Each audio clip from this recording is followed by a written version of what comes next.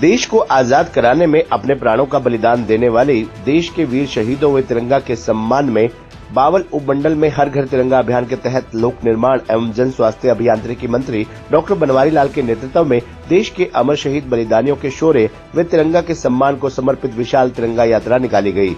तिरंगा यात्रा में आमजन सहित बावल क्षेत्र की जनता ने बढ़ चढ़कर भाग लेते हुए शहीदों के शौर्य एवं बलिदान को याद किया। मंत्री डॉक्टर बनवारी लाल ने कहा कि देश भर में निकाली जा रही तिरंगा यात्रा नागरिकों विशेषकर युवा पीढ़ी को राष्ट्र प्रेम व देशभक्ति की भावना से जोड़ रही है। उन्होंने आमजन से हर घर तिरंगा अभियान के तहत अपने अपने घरों पर तिरंगा फहराने का आह्वान किया। तिरंगा यात्रा में भाजपा जिलाध्यक्षा डॉक्टर वंदना पोपली, वरिष्ठ भाजपा नेता वीर कुमार यादव, एसडीएम बावल मनोज कुमार सहित पार्टी कार्यकर्ता व गणमान्य व्यक्ति मौजूद रहे। तिरंगा यात्रा के शुभारंभ अवसर पर लोक निर्माण मंत्री डॉक्टर बनवारी लाल ने अपने संबोधन में कहा कि तिरंगा हमारे देश की आन बान और शान है और जब ये फहराता है तो हमारे देश पर कुर्बान होने वाले अमर शहीदों व स्वतंत्रता सेनानियों के बलिदान की याद दिलाता है। उन्होंने कहा कि हमारे लिए तिरंगे का मान सम्मान सर्वोपरि होना चाहिए, जिसके लिए देश के अमर शहीदों ने अपना जीवन बलिदान कर दिया। उन्होंने कहा कि हजारों की संख्या में उमड़ा ये जनसैलाब इस बात का प्रमाण है कि दक्षिण हरियाणा क्षेत्र के लोग राष्ट्र की आन बान और शान को किसी प्रकार की आंच नहीं आने देंगे और जब भी देश को बलिदान की जरूरत होगी तो वो सबसे आगे रहेंगे। उन्होंने कहा कि पूरा देश और प्रदेश तिरंगामय नजर आ रहा है और ये अद्भुत माहौल पूरे देश में दिखाई दे रहा है।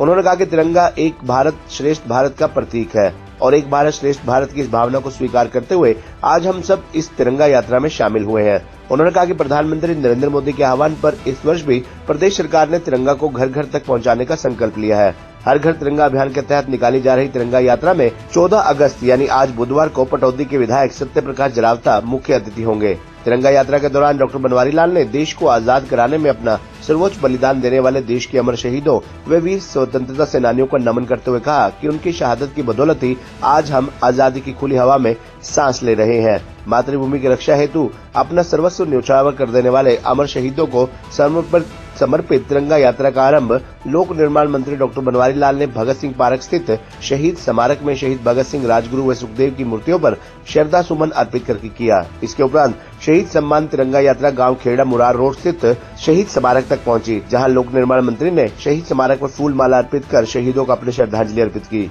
इस दौरान तिरंगा यात्रा में लोग जुड़ते चले गए और कारवां बनता गया। प्रत्येक गांव में तिरंगा यात्रा पर पुष्प वर्षा की गई और भारत माता की जय के नारे लगाए गए। खबरनामा हरियाणा के लिए रेवाड़ी से राजेश शर्मा की रिपोर्ट। लगातार देश भर में एक बड़ा अभियान, क्या कहेंगे?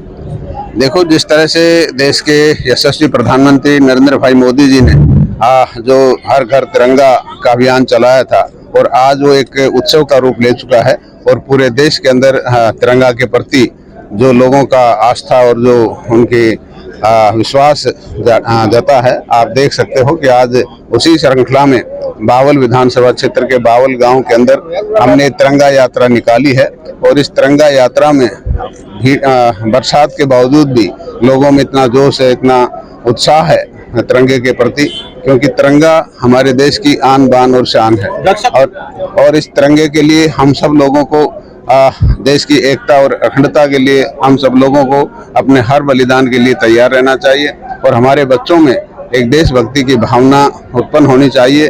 और क्योंकि ये दक्षिणी हरियाणा एक सैनिकों की खान कहा जाता है और यहाँ सेना के प्रति बच्चों में काफ़ी रुझान है, तो इस तिरंगा यात्रा से उन लोगों के बीच में भी एक मैसेज आएगा और तिरंगा यात्रा से जो लोगों में भाईचारा और एकता की जो संदेश जो जा रहा है उससे भी काफी देश को फायदा होगा। डॉक्टर साहब, तिरंगा यात्रा में जिस तरह से जनसैलाब उमड़ रहा है ये तो दिखाई दे रहा है, देशभक्ति बच्चों में किस तरह है।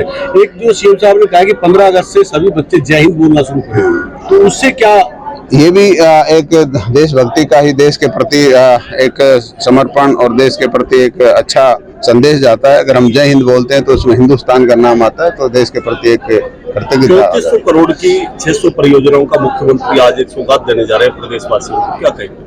देखो, पिछले 10 साल से जिस तरह से भारतीय जनता पार्टी की सरकार प्रदेश के अंदर है और हर बार आप देखते होंगे वीडियो कॉन्फ्रेंसिंग से जरिए पहले माननीय मुख्यमंत्री मनोहर लाल जी करते थे, आज माननीय नायब सैनी जी भी वर्चुअल उद्घाटन या फाउंडेशन कर रहे हैं, क्योंकि इतने कार्य पिछले 10 साल के अंदर हुए हैं कि फिजिकली जा करके उद्घाटन या उनका फाउंडेशन करना बड़ा मुश्किल है।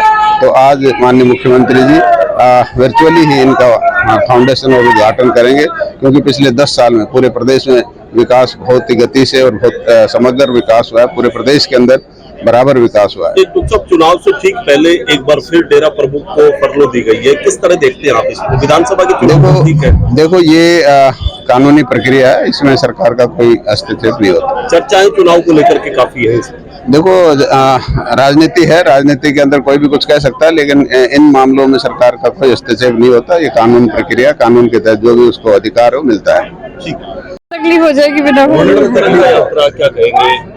देखिए, पूरे भारत में हम सभी जानते हैं कि अगस्त पूरे महीने में हम स्वतंत्रता के उत्सव को मनाते हैं। 15 अगस्त को हमारा स्वतंत्रता दिवस है और उसी के उपलक्ष्य में आज बावल में भी डॉक्टर बनवारी लाल जी के नेतृत्व में ये तिरंगा यात्रा निकाली गई है। हम सभी ने देखा किस प्रकार से लोगों में उत्साह था और बहुत सारे लोग जो हैं बावल के वो निकल कर आए और तिरंगा यात्रा में उन्होंने पार्टिसिपेट किया।